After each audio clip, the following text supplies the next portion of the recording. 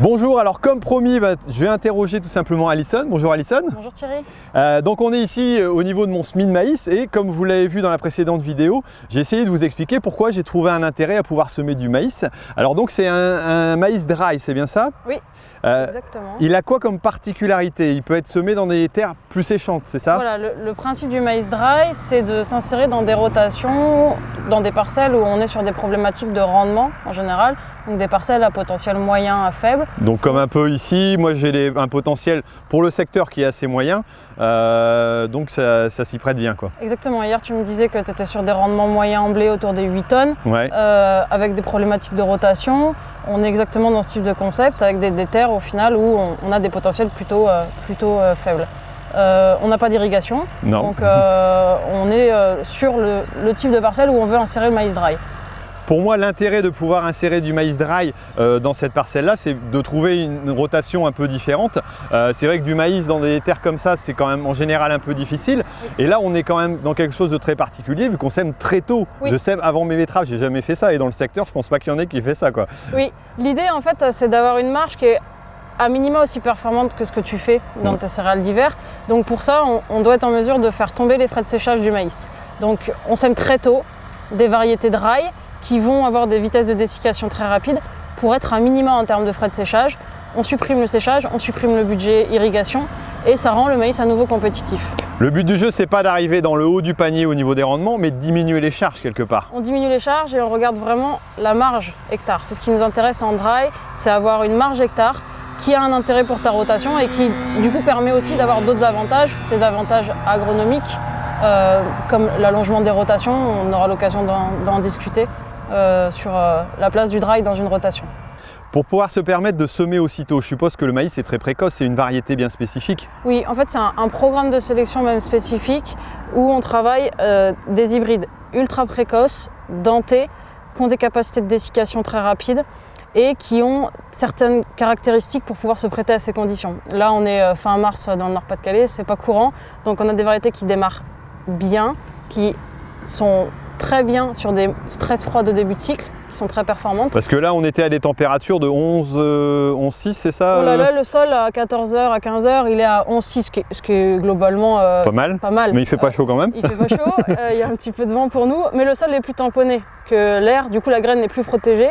Ça va redescendre un petit peu le matin et la nuit, mais ça ne descendra pas sur des températures qui ne permettront pas une bonne germination de la graine. Et donc la variété est adaptée à cette température-là? Elle est adaptée puisqu'on fait des tests spéciaux, des tests à froid, dans des conditions très froides, pour être sûr qu'en termes d'émergence, donc capacité germinative, et en termes de vigueur départ, la variété est adaptée. Donc j'ai aucun risque de voir la variété qui va, j'allais dire, rester chétive à cause du froid, j'allais dire, ce qu'on voit sur d'autres variétés qui sont théoriquement qui demandent plus de chaleur, quoi. Non, ça va bien se passer au niveau du stress froid. Du coup, nous, on a des programmes spécifiques qui permettent d'évaluer ça. Et puis, de même manière, plus on va se décaler dans le cycle, plus on va avoir d'autres stress associés, comme par exemple le stress hydrique, qui va aller de la floraison au remplissage. Et là, c'est pareil, on évalue la capacité de la variété à se bien comporter dans ce type de situation. D'accord. Et donc là, ce qu'on va faire, c'est un suivi, c'est ça que tu m'as proposé, oui. C'est de pouvoir suivre la parcelle, de me conseiller, parce que je suis un néophyte en culture du maïs, oui. Donc de pouvoir être conseillé là-dessus et de voir un peu l'évolution des choses, alors que ce soit sur les apports d'engrais et puis sur le suivi de la culture en général, quoi. Oui. Donc déjà, la première étape, c'est bien sûr la date de semis, sur lequel on fait un pilotage qui est lié à la température du sol et la météo des prochains jours. Et effectivement, après, la seconde étape, c'est être sûr de mettre la bonne fertilisation pour ce type de concept. Comme tu disais tout à l'heure, on ne cherche pas à surexprimer le rendement, on cherche vraiment à sécuriser un rendement. Donc il faut adapter la fertilisation, il ne faut pas en mettre trop. Le risque après, c'est que la plante se pense dans des meilleures conditions qu'elle n'est et au final se mette en difficulté seule. Donc on adapte la fertilisation. On adapte après le calendrier d'opérations culturales, mais l'avantage du maïs, c'est que ça demande quand même assez peu de passage de pesticides, donc tu vas après adapter ton calendrier de désherbage. C'est un autre avantage du dry, c'est que grâce à ça, le calendrier est un petit peu optimisé avec tes céréales d'hiver et tu ne surcharges pas ton calendrier, tu l'étales plutôt sur l'année. Ouais, c'est vrai que c'est ce qui est pratique aussi, ce que je pourrais rechercher, c'est de pas surcharger certaines périodes. Là, on est sur un suivi, j'allais dire, qui va bien s'intercaler dans mon activité, quoi. Exactement. Alors au niveau de la plantation, donc on a mis à 86 000 grains hectares, c'est ça, donc 15,2 d'écartement si je ne me trompe pas. Et on n'a pas mis trop profond non plus, enfin on est juste dans le frais. Donc c'est recherché aussi, je suppose que le maïs se développe assez vite. Oui, alors il y a deux choses importantes dans la réussite du semis. Effectivement, la profondeur de semis dans des conditions très froides, elle ne demande pas nécessairement d'aller enterrer la graine de façon très profonde pour aller chercher l'humidité. On aura de l'humidité résiduelle le matin qui va permettre la germination. Donc là, on s'assure plutôt d'avoir une levée assez rapide. Concernant la densité de semis, ce qu'on regarde, c'est faire en sorte que la plante ne soit pas en concurrence sur elle-même pendant son cycle. Donc on doit s'assurer d'avoir une densité qui n'est pas trop élevée pour que finalement le maïs soit capable à la fois de ne pas se mettre en concurrence et avoir une vitesse de dessiccation plutôt rapide. D'accord, donc on aura des conditions adéquates avec ces quantités-là, quoi. Exactement. Clairement, au nord de Paris, c'est pas, j'allais dire, le maïs dry qui est plébiscité en général parce qu'on a des potentiels de production assez élevés. Par contre, c'est bien adapté à ce type de parcelle sur lequel moi j'avais une problématique de rotation où on veut changer un peu de, j'allais dire, du blé orge colza, blé orge betterave, et on peut rallonger un petit peu la rotation. Donc c'est un peu l'objectif. Exactement. Là, on est sur un type de parcelle, comme on disait, à potentiel moyen où on est sur des rotations qui sont relativement courtes. Et l'avantage d'insérer un maïs dans la rotation, c'est allonger la rotation pour une meilleure gestion des adventices, pour une diminution des IFT. On sait que par exemple dans la rotation blé orge colza, on diminue les IFT de 22%. Donc c'est assez colossal. L'avantage aussi c'est de finalement alterner les matières actives pour une bonne gestion du désherbage. D'accord. Et alors je m'oriente aussi vers l'agriculture bio. Il existe des maïs dry qui sont optimisés, j'allais dire, pour l'agriculture bio. Oui, alors l'agriculture bio au final, un maïs dry, c'est simplement un maïs qui a été produit dans des conditions bio.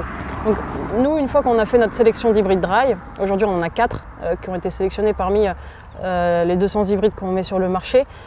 Ces 4 variétés, on est en mesure après de les produire en biologique. D'accord, donc on peut retrouver aussi ce type de variété, ça peut être intéressant aussi dans une rotation où j'aurai la même parcelle même si je la mets en bio, et donc de pouvoir trouver une rotation qui soit plus allongée parce que je vais pouvoir mettre des légumes ou des productions à plus forte valeur. C'est tout à fait possible. Oui. Ok. Alors dans cette parcelle-là, je vais pouvoir espérer récolter un peu plus tôt, donc peut-être dans des meilleures conditions. Oui.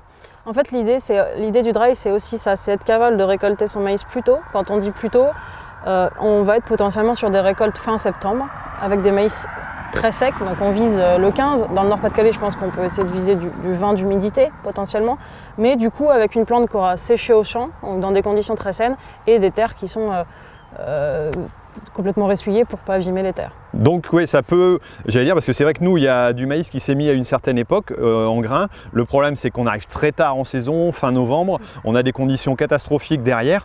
Et c'est vrai que moi, j'avais vu aussi l'intérêt près de Toulouse de ce type de maïs, c'est de pouvoir aussi laisser peu de résidus, moins de résidus au sol, et donc de moins laisser de maladies pour la culture qui va suivre. Exactement, exactement. Le fait de récolter en septembre va déjà ne pas tasser les parcelles, être dans des conditions très saines.